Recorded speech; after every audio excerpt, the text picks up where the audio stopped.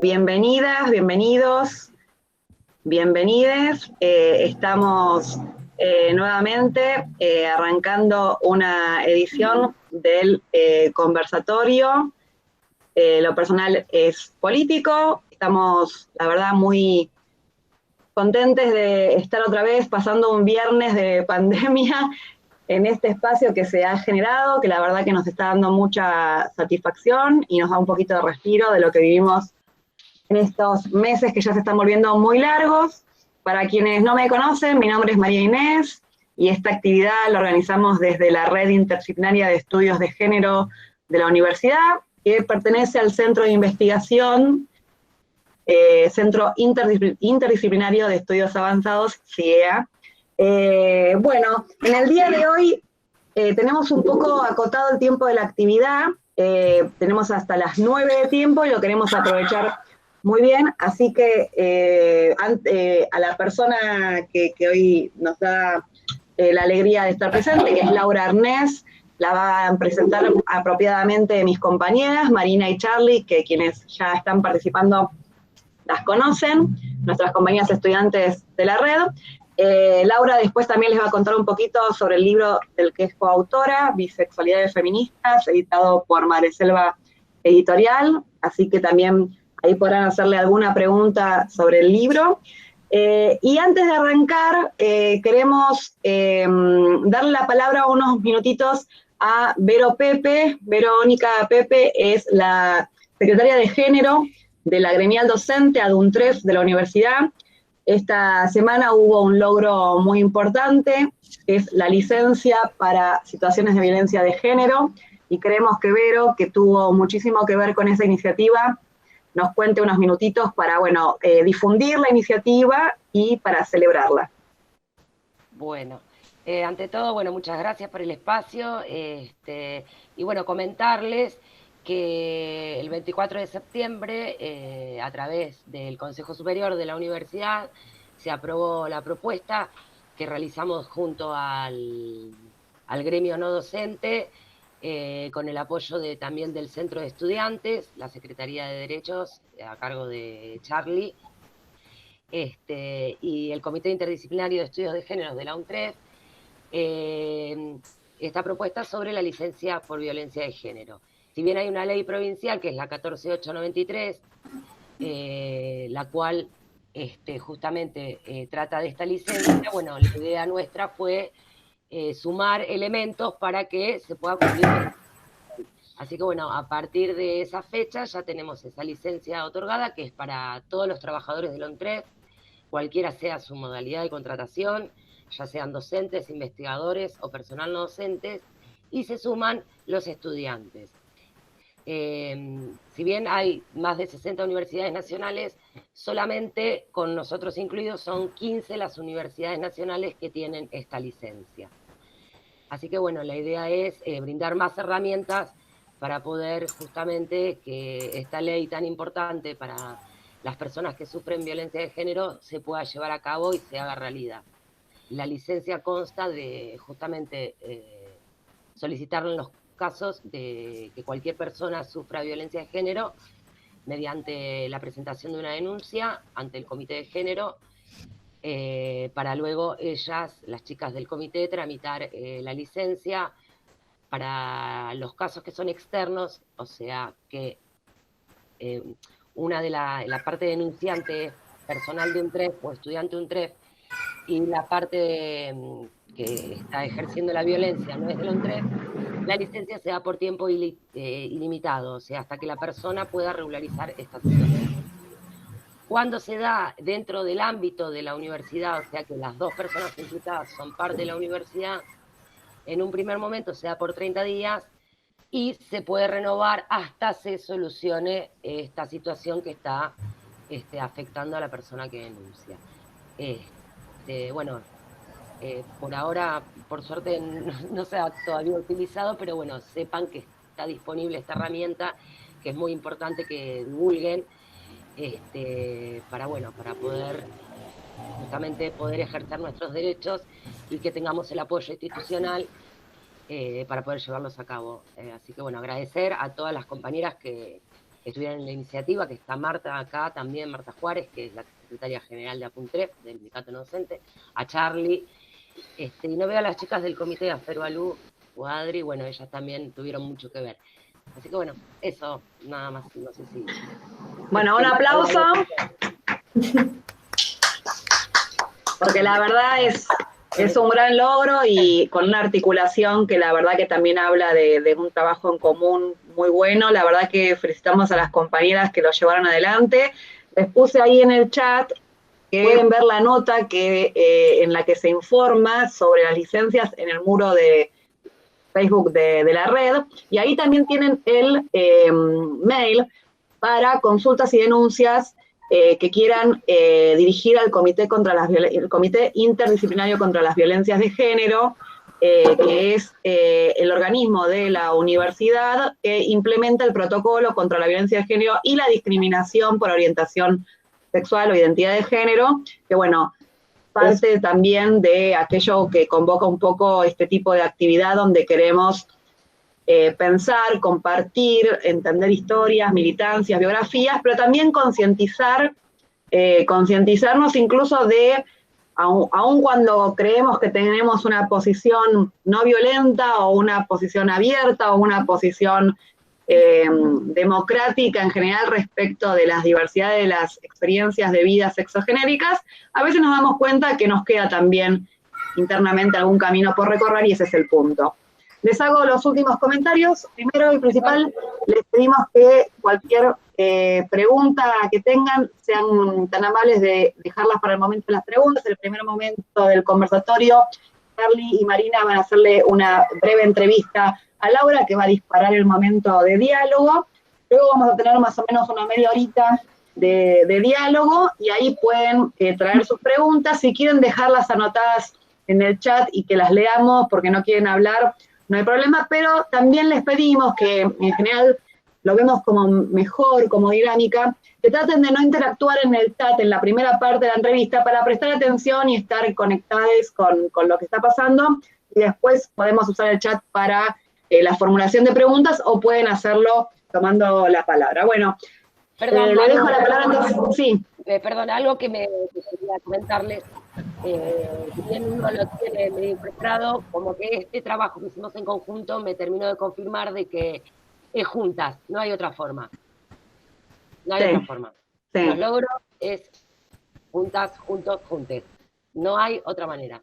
Eso me quedó más que claro. Eso bueno, la verdad que está genial que lo señales, porque también un poco yo pensaba justo para arrancar hoy, que este espacio que se generó durante la pandemia, de una actividad que hacía tiempo que teníamos ganas de iniciar, pero que teníamos ganas de que fuera en vivo y en directo, como siempre decimos, compartiendo unos mates o por ahí después yéndonos a tomar algo, en realidad también nos ha permitido encontrarnos, incluso en el momento del aislamiento, para compartir un momento donde desde este espacio de la red seguimos generando actividades con ese lema que acaba de decir muy bien la compañera, ¿no? Es juntas. Bueno, le doy la palabra a Charlie y a Marina.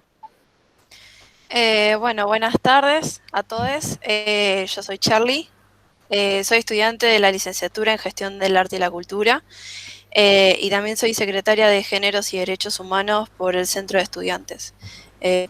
Bueno, estoy muy contenta de que podamos seguir llevando adelante este tipo de actividades porque me parece que es una instancia de encuentro y de formación súper necesaria, de generar un espacio que tome en cuenta a la diversidad. Es algo que teníamos muchas ganas de hacer y estoy súper contenta de que también podamos compartir esta hermosa actividad con Laura, que no tuve todavía la oportunidad de leer tu libro, pero me encantaría porque me lo recomendó una activista bisexual que quiero mucho. Así que nada, no quiero seguir robando tiempo porque entiendo que estamos medio corta de tiempo, así que ya le paso la palabra a Marina. Bueno, bienvenidos a todos. Gracias por estar una vez más. Yo soy Marina, soy estudiante del profesorado de Historia en la UNTREF y soy militante del Arturo Jaureche y de la Red Interdisciplinaria de Estudios de Género con las compañeras. Nada, no quiero alargar el momento como dice Charlie, primero para ir directo a las palabras de Laura y segundo porque la verdad que nos vienen acompañando, ya es el tercer encuentro y seguimos viendo las mismas personas que nos acompañan con los mismos intereses y la verdad que eso me pone muy contenta, así que me voy a resumir en un gracias a todos los que nos acompañan en este proyecto tan lindo que empezamos hace ya 3 meses. Así que bueno, voy a pasar rápido a presentar a nuestra invitada, que es Laura. Estamos muy contentas de que nos pueda acompañar. Ella es doctora en letras, investigadora del CONICET y del Instituto de Investigaciones en Estudios de Género de la UBA. Escribió Ficciones lesbianas, literatura y efectos en la cultura argentina. Coeditó el proyecto Números Recuperemos la imaginación para cambiar la historia, bisexualidades feministas, contrarrelatos de una disidencia situada y escenas lesbianas, tiempos, voces y afectos disidentes. También está dirigiendo junto a Nora Domínguez y María José Puente una historia feminista de la literatura argentina y dicta seminarios de grado y posgrado en la UBA, en la Facultad de Filosofía y Letras y en la UNTREF. Así que bueno, Laura, bienvenida, gracias por acompañarnos, por estar acá con nosotras. Te dejo la palabra por si te querés presentar antes de empezar con el cuestionario, iba a decir, tan docente que duele. Con la entrevista. No, empecemos y yo me... Ese fallido. Son los hábitos. Empecemos y yo me voy presentando y vamos viendo hacia dónde va la conversación. Ustedes empiecen preguntando y las uso como disparador. Charlie, Dale. ¿querés empezar vos? Sí, dale.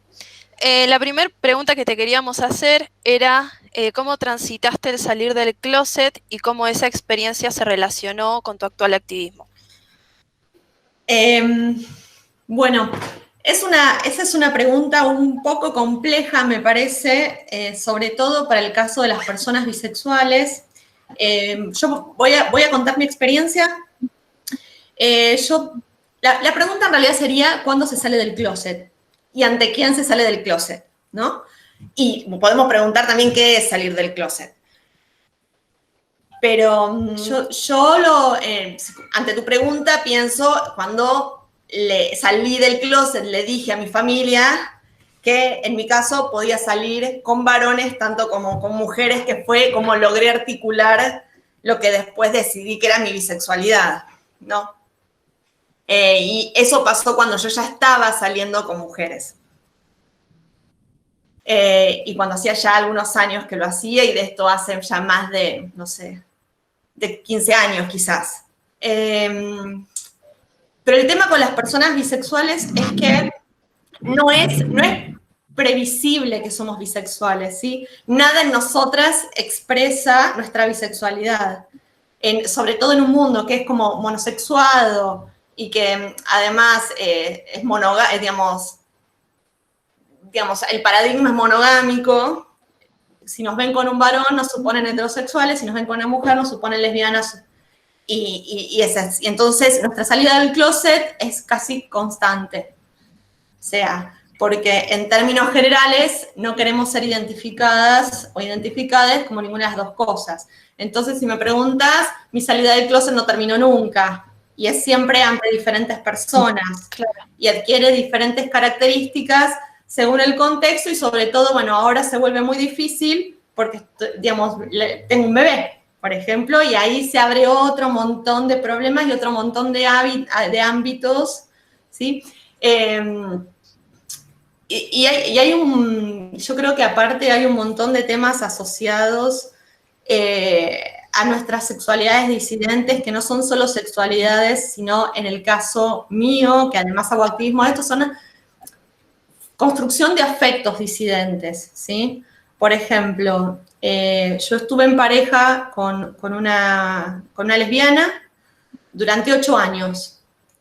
Esa persona hoy es mi mejor amiga, es mi familia, es, no sé, es un montón de cosas que ni siquiera tienen palabras. Y es quien cuida a mi hijo una vez por semana todo el día, por ejemplo. Y lo cuida acá en el parque de mi casa. Y todo el mundo le pregunta quién es. Y entonces ella siempre me dice, ¿y quién soy yo? ¿no? Y eso es un problema que no es exactamente salir del closet, pero está ligado a eso y tiene que ver también con que a partir de las relaciones, de establecer relaciones bisexuales, se empiezan a generar también diferentes tipos de vínculo que no tienen nombre, ¿no? Y eso implica un tipo diferente de salida del closet. Yo qué sé, le digo a mi hijo que ella es la tía, pero ella me dice, no, decí que soy tu ex. Pero bueno, ¿a quién le voy a decir que soy? Pero aparte son mi ex hace como 10 años.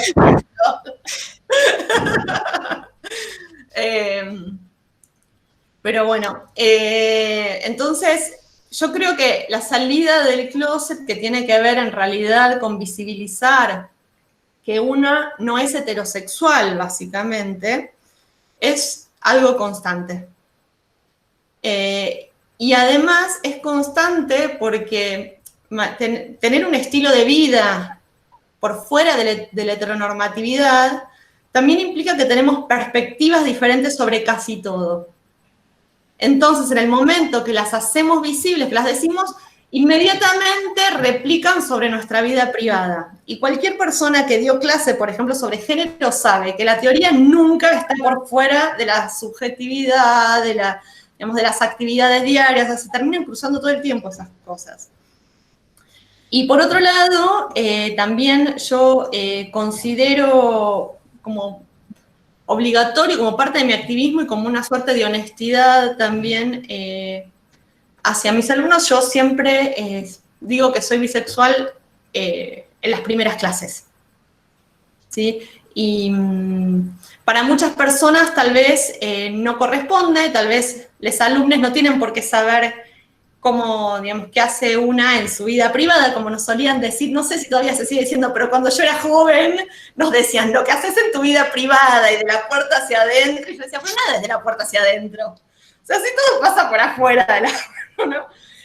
Bueno, es parte para mí, incluso de la ESI, establecer mi sexualidad frente a mis alumnos y poder abrir también un campo de conversación al respecto con ellos.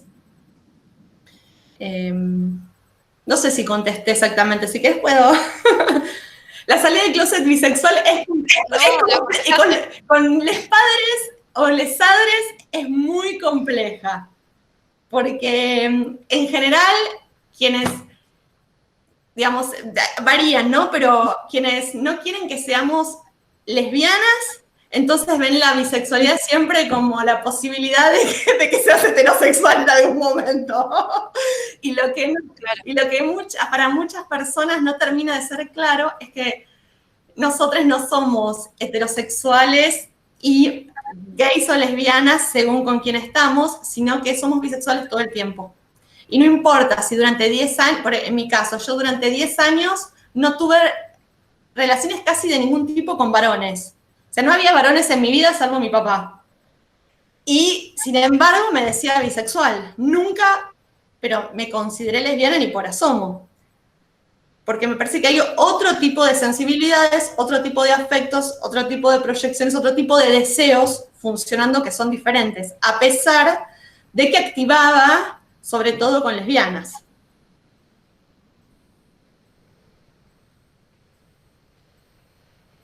Y la salida del closet bisexual en el ambiente lesbiano ni les cuento. Eso te puede costar la cantidad de amistades.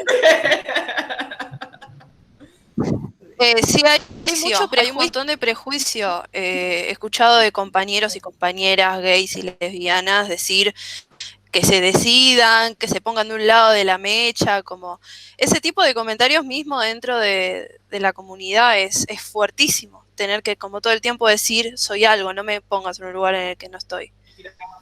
Sí, y no son solo los prejuicios, sino que el mundo, ¿no? La sociedad está armada, está dividida de forma heterosexual y o lesbiana o gay. O sea, la pregunta es cómo las personas bisexuales circulamos por este mundo, por dónde nos movemos, a qué espacios vamos. Entonces, parecería que, por ejemplo, imaginemos que un viernes a la noche, fuera de cuarentena, quiero salir, quiero tener un affair con alguien. Parecería que a priori tengo que elegir si voy a ir a un boliche de lesbianas o si voy a ir a un boliche heterosexual, ¿no? Hay como, porque, digamos, ¿dónde están esos espacios que se mezclan? Entonces, cuando una activa, cuando una está mucho tiempo, como me pasó a mí, no es el caso por ahí ahora, pero hace unos años que yo estaba solo con lesbianas, empezaba a salir con un chico, o no empezaba a salir, pero estaba con algún chico, por ahí no tenía cómo llevarlo al espacio. Porque no era bienvenido en ese espacio, no era abierto, no era poroso en ese sentido. Claro. A la presencia de varones. Entonces, bueno, nada. Bueno, gracias, Laura. Ahora la segunda pregunta te la voy a hacer yo y tiene un poco con la historia de la militancia bisexual. Y es, ¿cuándo surge en Argentina la militancia específicamente por la visibilidad bisexual? ¿Y cómo ves que la bisexualidad como identidad impacta dentro y fuera de la comunidad LGBTIQ más hoy en día? Mirá, es justamente en el libro del que hablaba Inés hace un rato, nosotras tratamos de trazar un recorrido por la historia del activismo bisexual, feminista sobre todo, que es el que nos interesa, porque, bueno, nos reconocemos como bisexuales feministas. La bisexualidad por sí sola no es para nosotras un locus de acción. Podríamos decir que fue Alejandra Sardá la primera activista bisexual visible en Argentina. Ella era militante lesbiana en realidad y empieza a salir con un compañero gay, o gay hasta ese momento. Y eso fue un parteaguas adentro del activismo. Fue muy, muy conflictivo ese momento. Ella fue hasta, digamos, expulsada, a pesar de que ya eran los 90 y ya se empezaba a hablar de la sigla LGBT y todo eso. Realmente no hubo comprensión dentro del activismo. Ella llegó a dar algunas charlas en encuentros sobre bisexualidad, pero básicamente, entre otras razones por esta, decidió irse de Argentina. Y ahí medio que murió el activismo bisexual por bastantes años, y voy a decir hasta que aparecí yo, pero que es muy narcisista. Pero un poco es un poco cierto, la verdad. Cuando yo empecé a activar, me acerqué a uno de los muy pocos espacios que había en ese momento. Estoy hablando del año más o menos 2003, 2004, que era La Fulana. En realidad era el único espacio donde iban chicas jóvenes y hacíamos fiestas. Entonces, bueno, empecé a activar con ellas y ellas eran además bastante receptivas a mi bisexualidad. A partir de ahí, bueno, como parte del activismo lésbico se armó un espacio, lo que llamó un espacio de articulación lésbica, que era Espartiles, que se organizó para armar el primer encuentro nacional de lesbianas. Pero como yo estaba participando, yo ahí me di cuenta que para mí era muy necesario activar para que ese encuentro no se llamase así, sino que se llamase Encuentro Nacional de Lesbianas y Mujeres Bisexuales, finalmente llamado de Mujeres Lesbianas y Bisexuales, porque ese fue activismo de otro sector de la militancia. Pero que traigo esto a colación porque creo que fue el primer momento donde la palabra bisexual aparece potente, como parte de un encuentro y que da cuenta de la participación de mujeres bisexuales,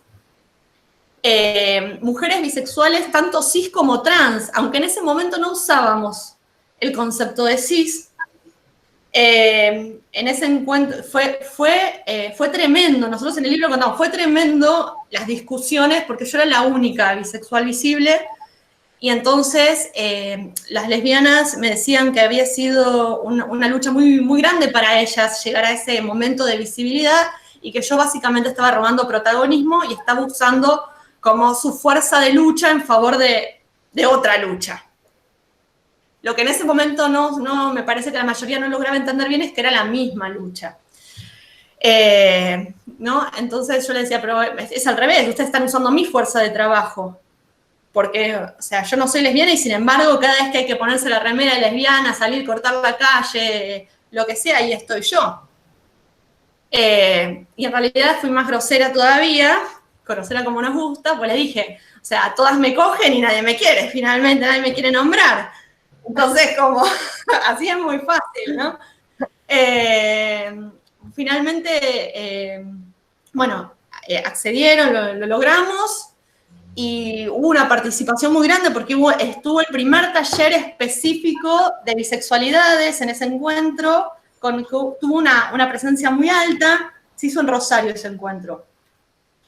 Y después de eso yo diría que el siguiente hito en el activismo es cuando también yo, perdón, me da un poco de vergüenza, convoqué a el primer taller de bisexualidades en el encuentro de mujeres. Era un taller que no existía y que yo en ese momento estaba activando en un espacio de, digamos, de activismo y arte y con el acompañamiento de algunas de las compañeras y la discusión con otro sector que básicamente no quería saber nada con que yo empezase a decir en voz alta que era bisexual, bueno, con el apoyo de 2 o 3 logré convocar y se armó ese primer taller no oficial en el encuentro, que fue hiper convocante, y ya el año siguiente estaba establecido como taller oficial en la grilla del encuentro. Así que yo diría que esos son los primeros hitos de un activismo bisexual en Argentina, que ya hoy está como mucho más diseminado, ¿no? Perdón, después del primer taller de bisexualidades en el encuentro de mujeres, se armó un grupo muy interesante de activistas que logramos llevar adelante durante más de un año un taller de reflexión bisexual semanal. Fue un laburazo que tenía más o menos una presencia de 40 personas cada domingo, cada sábado, y era temático, ¿no? Cada sábado charlábamos sobre diferentes cosas que considerábamos atravesaban nuestra sexualidad y nuestras afectividades. Y también escribimos algunos artículos. Bueno, y ahí me parece que fuimos dando pie para que eso, conjuntamente con los talleres que ya eran anuales en el Encuentro de Mujeres, diesen lugar a la organización de muchas personas bisexuales a lo largo de toda la Argentina. Y en ese sentido, yo lo que sí noto es que el activismo bisexual es muy joven. O sea, y quiero decir joven en edades de las activistas. Y eso me llama la atención, pero me encanta. Al mismo tiempo también me excluye un poco porque yo siento que soy una activista formada en el coletazo del activismo de los 80s, 90s. ¿Sí? O sea, yo me formé en el activismo por las identidades y lo rechacé también, pero quedé ahí. Yo, digamos, todavía mi corazón está con Perlonger, digamos. Entonces, y con un activismo lesbiano más radical, de la línea más radical. Claro. Sí, ¿sabés qué te iba a decir? Está buenísimo igual que te reconozcas tu rol en lo que fue la historia del activismo bisexual, o sea, no lejos de ser narcisista, me parece que está bueno también que nombres el rol que tomaste dentro del activismo y de la lucha que llevó a la visibilidad de la bisexualidad, que entiendo que fue quizás hasta más complicado, porque es como, para las viejas generaciones era más inentendible incluso que la homosexualidad. Así que a mí me parece bárbaro que te nombres todo el tiempo y que hagas alusión a la lucha que llevaste a cabo. No me quiero nombrar todo el tiempo, pero no, lo que sí me parece que es importante y que yo creo que el activismo lesbiano, después de muchos años de activismo, sí se tomó el tiempo de hacer, y lo considera parte importante del activismo, es el de armar genealogías y el de reconocer las acciones y reflexiones que precedieron a la propia acción. ¿no? Y me parece que en ese sentido, sí, al activismo bisexual todavía le falta, y me parece que tiene que ver con un espíritu de época también, con un feminismo que en el medio de la ola del Ni Una Menos, de toda esta lucha por el aborto, de la presencia tan fuerte por los femicidios, de repente es como que, no lo digo peyorativamente, ¿no? Pero me parece que es como algo del espíritu del feminismo actual que parece que está empezando siempre todo, ¿no? Como que hay por momentos poco reconocimiento y de toda una historia muy larga que tiene el feminismo o los feminismos, porque justamente es muy heterogéneo en su historia, ¿no? Sí, totalmente. Entonces, eso sí me parece que es algo importante. Totalmente. Bueno, gracias, Laura. Yo me doy por súper respondida. Increíble la respuesta. Así que gracias. La próxima pregunta te la va a hacer mi compañera Charlie. Sí, yo la verdad me quedé pensando un montón, me siguió resonando eso de tener que salir del closet todo el tiempo. El otro día con mi compañera hablábamos de lo injusto que es salir del closet. O sea, la presión social que uno tiene por tener que decir algo que uno no espera como padre o madre es súper injusto y se vuelve como todavía muchísimo más injusto tener que hacerlo todo el tiempo. Nada, me quedó Sí. como eso. A mí me parece, perdón, solo quiero decir que yo, en algún lugar yo creo que no hay que salir del closet. Digo, y a mí, cuando yo salí del closet, en el sentido estricto, me obligaron a hacerlo, ¿sí? Porque fue una situación donde me presionaron a decir algo que yo no sentía que tenía que decir ni quería decir. Pero en realidad mi forma de actuar en general es siempre, con respecto a las personas con las que estoy, es que de repente aparecen en mi vida. Yo no le tengo que explicar a nadie lo que yo hago, ni tengo que dar cuenta de cuáles son mis prácticas sexuales, por ejemplo. No creo que hay que hacer eso. Sí, lo que creo, y esto más que, digamos, no creo que lo tenga que hacer todo el mundo, yo lo hago porque soy activista, es no dejar pasar el momento de decir que no soy heterosexual.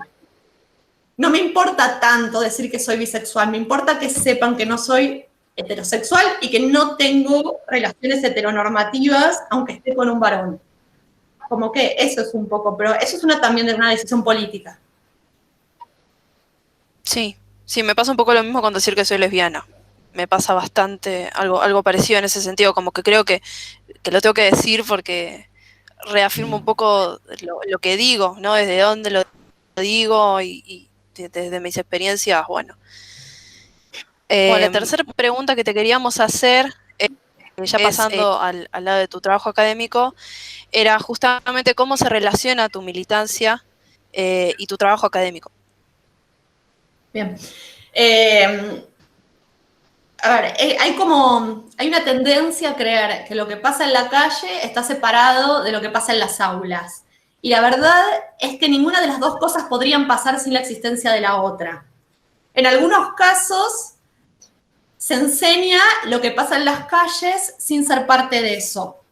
Y en otros casos se sale a la calle, a veces habiendo leído, a veces no habiendo leído lo que pasa en las aulas, ¿no? Esto es un poco lo que yo decía antes. Hoy siento que por ahí hay poco reconocimiento a toda esa producción teórica que hay y que hubo, ¿no? En algunos momentos de la historia del feminismo, la militancia teórica estaba más pegada a la militancia de las calles, por decirlo de alguna manera, ¿no? Como la praxis y la teoría estaban más unidas. Yo creo que, por ejemplo, qué sé yo, pensemos en Kate Millett, por ejemplo, ¿no? O incluso en Lucy Irigaray. Fueron sus tesis de doctorado, esos libros que rompieron parteaguas, ¿no? del activismo. Ahora, pensándome a mí, yo hago de mi práctica docente activismo, sin lugar a dudas. O sea, a mí lo que me interesa es enseñar feminismo, enseñar estudios de género, pero además de transmitir un conocimiento, yo lo que intento es probar otro tipo de pedagogías, que eso también me parece una práctica política importante, ¿no? Tratar de imaginar otras formas del compartir conocimiento con los alumnos que no son simplemente seres pasivos, ¿no? Recepcionando mis grandes conocimientos, ¿no? Yo creo que los conocimientos se construyen en las aulas y eso es político. Ahora, y esto es una forma de sentir personal, es puramente subjetivo. Yo me sentiría hipócrita si hablase y enseñase temas que no puedo, digamos, vivir en mi cuerpo, ¿sí? O sea, necesito que haya una coherencia entre mis prácticas activistas, mis prácticas afectivas y también mis prácticas académicas, que son tanto la docente como la escritura. Cuando el libro que vos nombrabas, Ficciones lesbianas, esa es mi tesis de doctorado reformulada en libro. Y cuando yo empecé a investigar, porque, y como les contaba, yo era activista de la fulana, yo estudiaba letras, y la gente me preguntaba, suponiendo que yo sabía sobre todos los libros que existen, qué libros podían leer con lesbianas. Y yo no sabía. Y entonces empecé a ir a las librerías y les preguntaba a las librerías a ver quién conocía, y me decían, por ejemplo, Pizarnik, me decían Perlonga no es lesbiana, pero es gay, Lemebel, por ahí, alguno más piola, y me di cuenta que era un campo totalmente desconocido. Entonces, así fue como yo decidí que mi investigación de doctorado iba a ser sobre las ficciones lesbianas.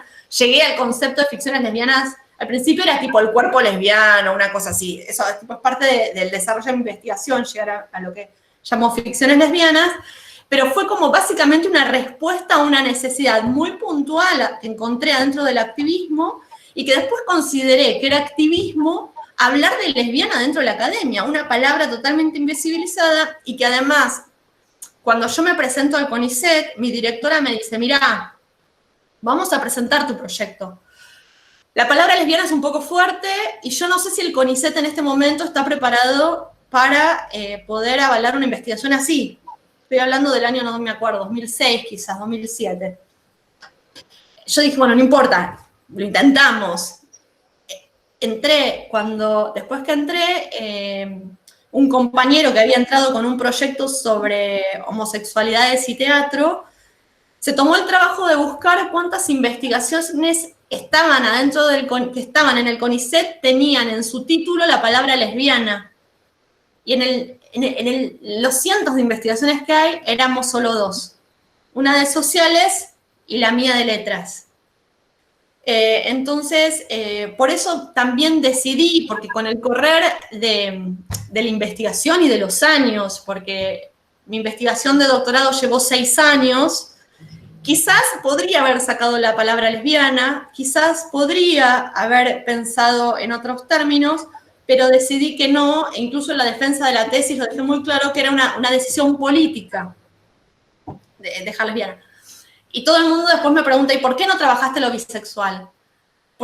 Y ahí sí creo que hubo un tema de jerarquías y de historia, o sea, no había material con qué trabajar la bisexualidad, ¿sí? Porque, o sea, yo ya estaba trabajando sobre un campo que no tenía referencias críticas, estoy hablando de literatura, pero por lo menos tenía referencias teóricas, podía empezar a pensar desde algún lugar lo lesbiano y la literatura. No tenía de dónde empezar a pensar lo bisexual. O sea, porque no había material crítico, no había material teórico, y yo tenía que además empezar a buscar los textos literarios.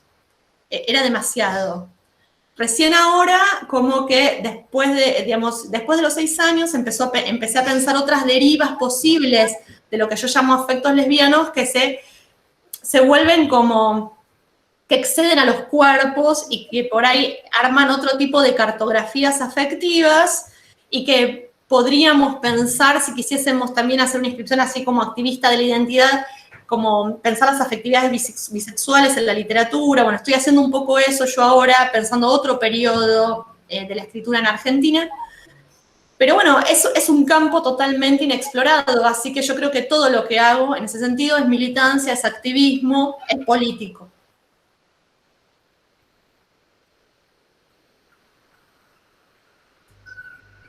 Wow, súper interesante.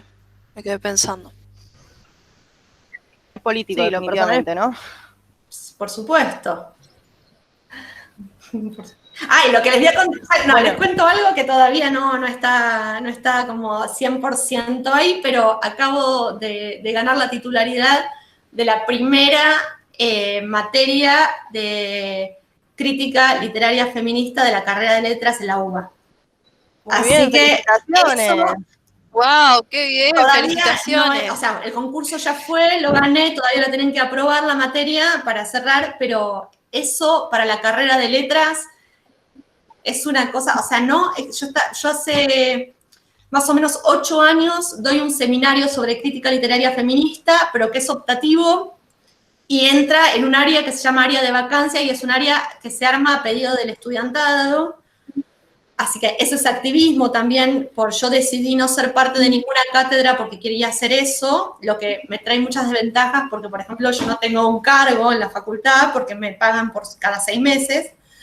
Pero bueno, es parte de mi práctica activista y finalmente con mucho trabajo entre todos, como decía Verónica, ¿no? Un trabajo conjunto muy fuerte de muchas personas. Que yo no fui parte de esa lucha, solamente di las clases, pero bueno, finalmente lo lograron y ahora va a existir esta materia optativa en la carrera y es un montón para un monstruo como la UBA que no puede cambiar los programas, ¿no? Las carreras.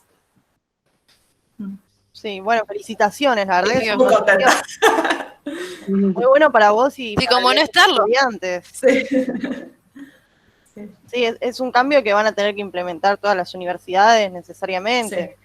Sí. Está buenísimo que ya hayan empezado, la verdad que no es nada fácil, entendemos que no es nada fácil. Bueno, ahora Laura, si querés pasamos a hacer el cuestionario, no, a dejarle las preguntas al público que te estuvo escuchando hasta recién, así ya los 40 minutos que nos quedan pueden aprovechar eso ellos en preguntarte lo que gusten. Y aprovechamos, Maru, dejamos de grabar. Gracias por avisar. Bueno, entonces un aplauso para Laura en esta primera parte, muchas gracias.